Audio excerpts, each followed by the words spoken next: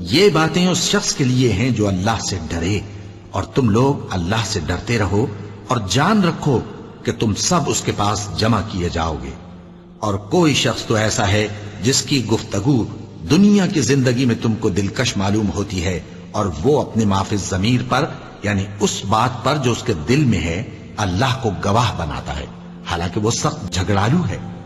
اور جب پیٹ پھیر کر چلا جاتا ہے تو زمین میں دوڑتا پھرتا ہے تاکہ اس میں فتنہ انگیزی کرے اور کھیتی کو برباد اور انسانوں اور حیوانوں کی نسل کو نابود کر دے، اور اللہ فتنہ انگیزی کو پسند نہیں کرتا۔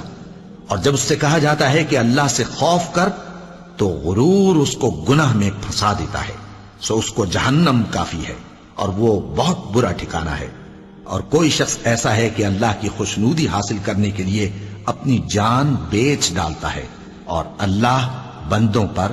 بہت مہربان